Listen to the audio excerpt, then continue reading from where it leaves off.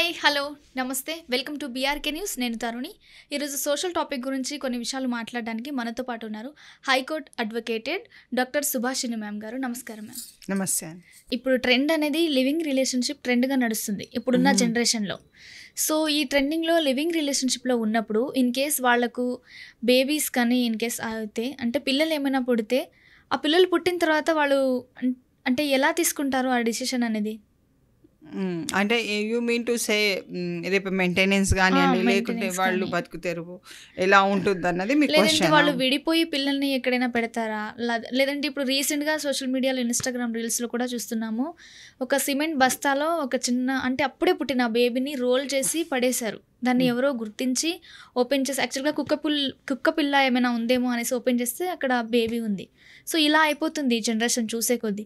So ఈ generation గురించి living relationship గురించి ఇన్ కేస్ వాళ్ళకు పిల్లలు కలిగితే ఆ పిల్లల గురించి ఎలాంటి రైట్స్ ఉంటుంది, ఎలాంటి లా ఉంటుంది, ఇన్ కేస్ వాళ్ళు పెంచుకుంటారా లేదంటే వదిలేస్తే ఏం రూల్స్ ఉంటుంది వాళ్ళకి ఏమైనా? అంటే ఒక్కటి, పిల్లల హక్కుని తీసుకునే అధికారం తల్లిదండ్రులకు లేదు. తల్లిదండ్రులు అంటే if they are in living relationship also they are called as a parents. అదైతే కామన్గా మనం తీసుకోవాల్సిందే. లివింగ్ రిలేషన్షిప్లో there is a lot of thing to look on అన్నట్టు. ఎన్ని సంవత్సరాల నుంచి ఇద్దరు కలిసి ఉన్నారు, ఒకటే సంవత్సరంలో కలిసి ఉండి పిల్లలకి అనేసి ఇదే లివింగ్ రిలేషన్షిప్ అని అంటే అది దానికి కొంత వ్యత్యాసం అన్నది కొంత ఎవిడెన్స్ అన్నది హార్డ్ వర్క్ చేసి దాన్ని చూపించవలసి వస్తుంది. అది ఏంటి అన్నది కూడా తెలియాలి వాళ్ళకు. బేసికల్గా ఏంటంటే లివ్ ఇన్ అంటే నేను నా సొంతంగా volunteer I'm going in to someone's life అన్నది వస్తుంది. సో అప్పుడు అంటే వాలంటరీగా నువ్వు మీ ఇద్దరు కలిసి మనస్ఫూర్తిగా ఒకే నీడ కింద ఒకే ఇంట్లో సహజీవనం చేస్తున్నారు కాబట్టి ఆ సహజీవనానికి సంబంధించింది మీరు డెసిషన్స్ మేకింగ్ కూడా కొన్ని చేసుకొని ఉంటారు. ఊరికేనే వెళ్ళి లివింగ్ రిలేషన్షిప్ ఉంటాము మన ఇద్దరు కలిసి ఉంటామని ఉండదు. If you have physical relationship or mental relationship, ఏ రిలేషన్షిప్ ఉన్నా దే హ్యావ్ ఎ డిస్కషన్. దాన్ని కొంచెం ఎంఓయూగా చేసుకొని కొంత అండర్స్టాండింగ్ చేసుకొని ఒకవేళ అనుకోకున్న సమయాలలో పిల్లలు పుడితే వాట్ ఈజ్ అవర్ డ్యూటీస్ అన్నది కూడా వాళ్ళు రాసుకున్నట్టయితే ఇంకొంత మెరుగుగా ఉంటుంది. రాసుకొని వాళ్లకు పుట్టినట్టయితే ఇంకా వాళ్ళు మామూలుగా వాళ్ళు దే షుడ్ అంటే వాళ్ళకు ఈ రైట్ ఉన్నది, మెయింటెనెన్స్కి వేసుకోవచ్చు. ఒకవేళ వాళ్ళు వేరే పెళ్లి చేసుకోకుంటే ఈ ఒక్క సహజీవనమే ఉంటే ఆ అమ్మాయి ఆ పిల్లలకు కొంత రైట్ అన్నది ఉంటుంది. సో మనము దాన్ని 2-3 విధాలుగా చూసుకుంటే అది వేరే తీరుగా వెళ్ళిపోతుంది కేసు అంతా. కాబట్టి ఓన్లీ అంటే ఇప్పుడు కొంతమంది ఏమంటారు, అక్రమంగా పుట్టిన పిల్లలా లేదా అన్నది దాన్ని వాళ్ళ మీద ఒక నిందారోపణ జరిగిపోతుంది. అందుకనే మ్యారేజెస్ ఆర్ బెటర్ అన్నది అని అంటారు.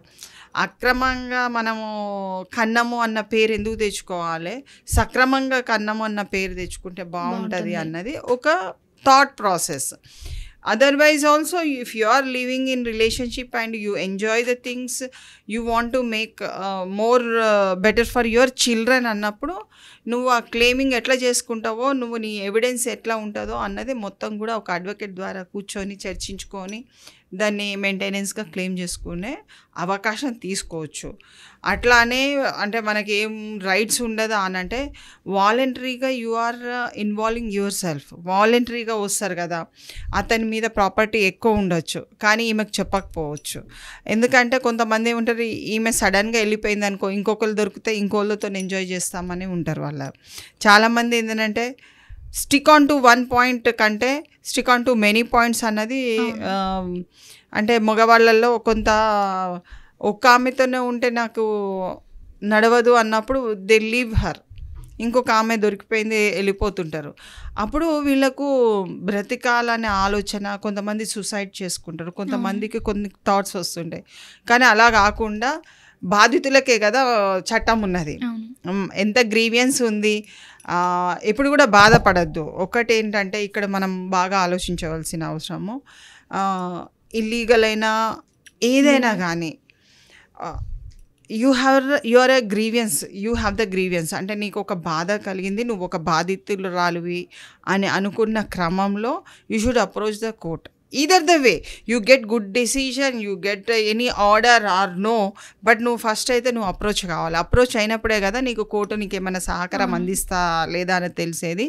కానీ బాధపడి ఆ అవకాశాన్ని వదులుకోవడం కంటే బాధపడకుండా అవకాశాన్ని చేజిక్కించుకునే విధంగా ఒక బాధితురాలు ఉండాలి. బాధితురాలైనా మాకు ఇద్దరు సమానమే. We are not against the male or female, but case issues వచ్చినప్పుడు ఇష్యూ పరంగానే చూడాలి, కానీ జీవితాన్ని ఇష్యూలో దించద్దు. జీవితం వేరు, ఇష్యూ వేరు, ప్రాబ్లం వేరు, జీవితం వేరు. జీవితం అనంటే బ్రతకడానికి నీకు ఒక మెట్టు, కానీ ఇష్యూ ఏంటి, ఆ రోజుకి వచ్చిన ప్రాబ్లము, అతను నిన్ను వదిలిపెట్టిండ్రు, నీవు ఒక బిడ్డను కన్నావు, నువ్వు ఒక జీవితాన్ని చూపించాలి, ఆ బిడ్డ ఎట్లా బ్రతకాలి అని నీకు ఒక స్ట్రాటజికల్ వర్క్ చేయాలన్నప్పుడు నీకు ఒక కోర్టు ఉన్నది, కోర్టులో ఫ్యామిలీ కోర్టు ఉంది, ఫ్యామిలీ కోర్టు అప్రోచ్ చేయాలి. నాకు ఇంత బాధ వచ్చింది, ఇతనితో నేను లివింగ్ రిలేషన్షిప్ ఉన్నా, ఇతను సంపాదిస్తుండు, ఇతనికే ఇది పుట్టిండ్రు బిడ్డ. ఒకవేళ ఆయన డౌట్ వచ్చి నాకు పుట్టలేదు అనుకోండి, you go for the expert opinion. Expert ఒపీనియన్కి వెళ్ళి ఆ DNA టెస్ట్ చేయించి you pay it, you bring the certificate to the court నుంచి ఆర్డర్ తీసుకొని కూడా చేసుకోవచ్చు. అంటే ఎక్కడైతే నీకు నేనేం చెయ్యలేకపోతున్నా అన్న ఒక థాట్ వచ్చినప్పుడు, నీకు చనిపోవాలన్నది థాట్ వచ్చినప్పుడు అట్లీస్ట్ నీకు ఒక కోర్టు ఉన్నదన్నది, ఒక రక్షణ పరంగా ఉన్నదన్నది చూసుకోవాలి. నువ్వు చేయలేవు, నీకు డబ్బులు లేవు, ఏం లేవు అన్నప్పుడు ఒక లీగల్ సర్వీసెస్ అథారిటీకి వెళ్ళచ్చు. అక్కడ కూడా ఒక మహిళకు ఆమెకు ఒక అడ్వకేట్ ఇస్తారు. సో ఆ పరంగా కూడా తమ హెల్ప్ తీసుకొని, anything is you try for it, you will get it. You don't try it, you go on asking అన్నప్పుడు ఒకరు ఎన్నో వ్యూస్ ఇస్తారు. నిన్ను వద్దు అని చెప్పిన వాళ్ళు కూడా ఈరోజు నిన్ను అవహేళన చేయొచ్చు. ఆ రోజు ఎందుకున్నావు అమ్మా, మేము చెప్పినాం కదా వద్దంటే మా మాట వినలేదు అని కూడా చెప్పచ్చు. అంటే నువ్వు ఎక్కడైతే అవమాన పడుతున్నావో ఆ అవమానాలకు నువ్వు వెళ్ళకు. You fight for your right అంతే. నీకు ఇక్కడ బాధితులకు ఒకటే విషయం, ఒక అడ్వకేట్గా కాదు, ఒక సిటిజన్గా కూడా నేను చెప్తున్నాను, బాధితులకు కోసమే చట్టాలు ఉన్నవి. బాధ వచ్చినప్పుడు కోర్టుకు చెప్పడానికి చట్టాలు ఉన్నవి, కానీ ఆ బాధని దుర్వినియోగం చేసుకునే అధికారం నీకు లేదు. కేసు లేకున్నా, డిస్ప్యూట్ లేకున్నా ఉన్నదని కోర్టుకు తప్పుడు సాక్ష్యం కనుక ఇవ్వకూడదు. అట్లాంటివి నువ్వు బాధితురాలు అయితే నువ్వు come with a genuine request to the court that ఇక్కడ నాకు ఇట్లా జరిగింది, అన్యాయం జరిగింది, నాకు ఇంత కొంత ఆర్డర్ ఇవ్వండి అని చెప్పినప్పుడు యు గో విత్ ద అడ్వకేట్తో రిప్రజెంటేషన్ చేసుకున్నప్పుడు definitely there will be a value ground. పిల్లలకు ఉంటుంది, పిల్లలకు ఆస్తి వస్తా లేదంటే మళ్ళీ ఆస్తికి వేరే కేసు, నేను ఇప్పుడు దీని మీద చెప్పదలుచుకోలేదు, ఆస్తిది వేరే టిపికల్ కేసెస్గా అవి వేరే నమోదవుతాయి. కానీ ఇక్కడ మాత్రము పిల్లలకు పరిపూర్ణంగా హక్కు ఉంటుంది, ఆ హక్కు లేదన్నది ఏం లేదు. How you will prove it అన్నది చాలా important. How many years you are having the affair, how many years you are in the living relationship అన్నది చాలా ప్రాముఖ్యత. ఆయనకు పెళ్ళి అయిందనుకోండి, లివింగ్ రిలేషన్షిప్లో నీకే విధంగా వస్తుంది, ఫస్ట్ టైం ఉంటుంది, ఇంకొంతమందికి రెండో వాళ్ళు కూడా ఉంటారు, వాళ్ళతో ఎట్లా వస్తుంది. టగ్ ఆఫ్ వాళ్ళ నడిచినప్పుడు కేసుని how you are able to ఇది. ఎందుకంటే స్త్రీ ఒక బలహీనురాలు, వనరబుల్ క్యారెక్టర్గా ఉండిపోయింది, అందుకే స్త్రీలకు అన్ని చట్టాలు రూపంలో దాల్చినవి. వనరబుల్ అంటే she needs more love and affection from the society నుంచి, సమాజం నుంచి, కుటుంబం నుంచి. చాలా మటుకు ఆమెకు ఒక ఆవేదన పూరితమైన జీవితాన్ని సమర్థవంతంగా ఉండడానికి కావాల్సినంత ప్రేమ, అనురాగాలు షీ నీడ్ ఇట్. అందుకే స్త్రీలు ఎవరైనా ప్రేమతో ఎక్కువ మాట్లాడినా కనెక్ట్ అయిపోతారు. ఆ కనెక్టింగ్తో గూగుల్కి కనెక్షన్ అయ్యి మళ్ళీ దానికి లివింగ్ రిలేషన్షిప్స్ అని ఇంకా వేరే అని ఇంకా కొంచెం వేరే కూడా వస్తున్నాయి చాలా మటుకు. సో ఎక్కడెక్కడో వాళ్ళు చాలా మటుకు కూడా బాధితులు అయిపోతారు.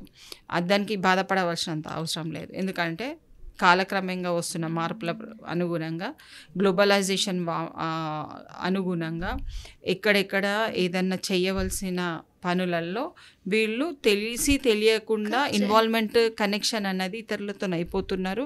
లివింగ్ రిలేషన్స్ పెరిగిపోతున్నాయి. కాబట్టి దాని నుంచి మనము ఒక ప్రొటెక్షన్ అన్నది తీసుకోవాల్సిన అవసరం ఉన్నది. అక్కడికి వాళ్ళు మంచిగా అంటే బాధితులుగా ఉండి మళ్ళీ 10 మంది దగ్గర పోతే 10 సలహాలు తీసుకుంటే వాళ్ళు ఏం చేయలేరండి.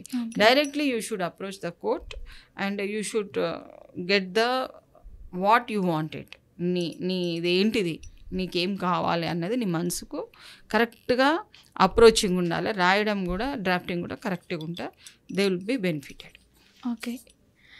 ఇప్పుడు అంటే ఏజ్లో వచ్చిన పరంగా కానీ, లేదంటే వాళ్ళు ఇష్టపడి వెళ్ళినా, లేదంటే పెళ్లి చేసుకుందామని వెళ్ళినా, సో వాట్ ఎవర్ ప్రాబ్లం ఏమైనా ఉన్నా, ఏ సిచ్యువేషన్లో వెళ్ళినా వాళ్ళకి ఇన్ కేస్ పిల్లలు కనుక కలిగితే అంటే ఎవరైతే మేల్ ఉన్నారో వాళ్ళు వదిలేసినా కూడా, ఎవరైతే ఫీమేల్ ఉన్నారో వాళ్ళు డిప్రెషన్కి వెళ్ళి సూసైడ్ వరకు వెళ్ళకుండా ఏదైతే తను పెయిన్ అవుతుందో ఆ పెయిన్ని కోర్టు వరకు తీసుకెళ్ళి వాళ్ళకి ఎక్స్ప్లెనేషన్ ఇస్తే ఎంతో కొంత న్యాయం అనేది జరుగుతుంది. సో డిప్రెషన్కి వెళ్ళి వాళ్ళ లైఫ్ని వాళ్ళు స్పాయిల్ చేసుకోవద్దని చెప్తున్నారు. ఇంకొకల నీడలో కూడా షాడోలో వెళ్ళిపోయి మళ్ళీ వాళ్ళతో సహజీవనం చేయొద్దు.